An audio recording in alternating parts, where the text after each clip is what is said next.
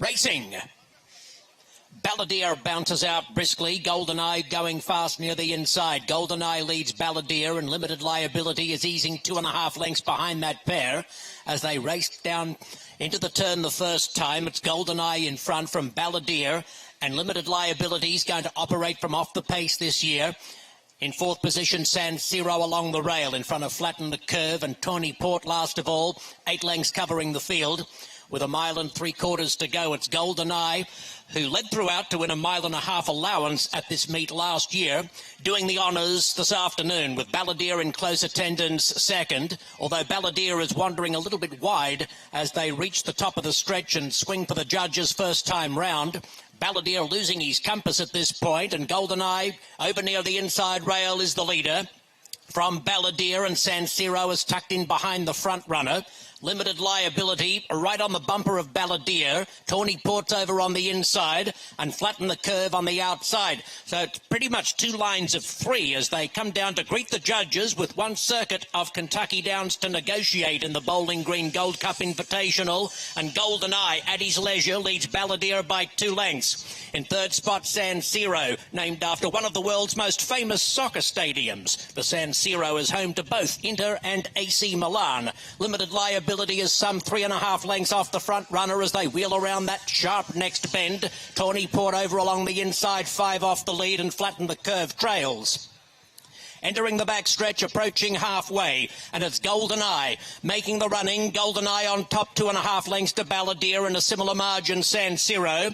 Last year's romping winner, Limited Liability, will have to do it from 4 lengths off the pace if he's to repeat.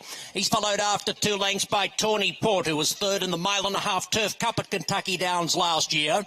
And on his outside is Flatten the Curve. As they climb the hill, 7/8 left to go. They're almost back where they started. It's GoldenEye the leader by 2 lengths. San Siro's coming through second. Balladeer yielding ground. Tawny Port running fourth. Limited Liability is completely losing touch at this point. He's dropped back about 10 lengths off the lead, and Flatten the Curve's behind him. So a big change coming over the scene as GoldenEye continues in his front-running ways over San Siro, who is cutting into that margin.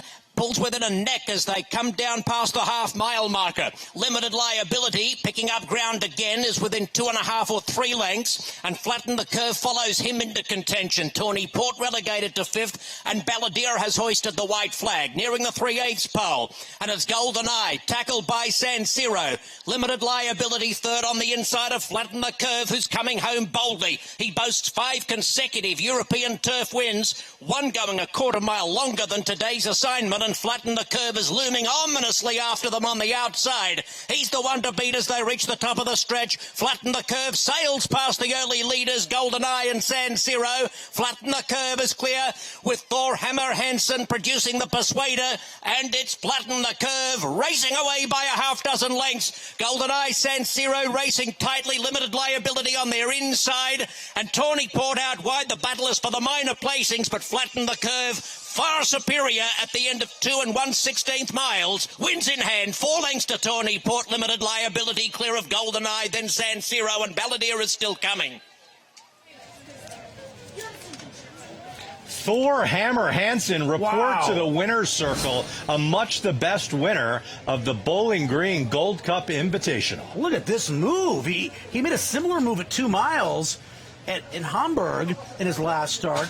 In the Langer Hamburger, he makes even bolder move this time. Look at this horse finish, and look at young Thor geared down at the end of this race.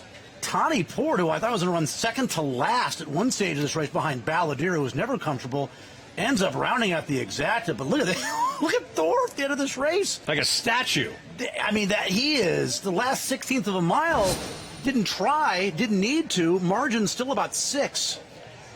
Complexion of the race changed from the start. I don't think either of us thought that the one GoldenEye would be the one to set the early pace, but that's where Jose Ortiz found himself when the 4s really did not show much speed. And I didn't understand what was going on with the 5 Balladeer, because at one point, coming by the stands the first time, looked like Florent Giroux was pulling him up. And then you mentioned, as we were chatting during the race, that's what you do in a race that's 2 miles and a 16th, that Limited Liability was I mean, it was in a weird spot also, way to on the outer way to rail. the outer rail of this race. So, yeah, I mean, I don't know what the fractions mean at 2 miles and a 16th, to be honest with you, but when GoldenEye gets the lead over a horse like Limited Liability and Balladeer, you have to imagine they're going pretty quick early on, and it set it up for the late kick of Flatten the Curve. Very impressive. He's now won 4 in a row on turf.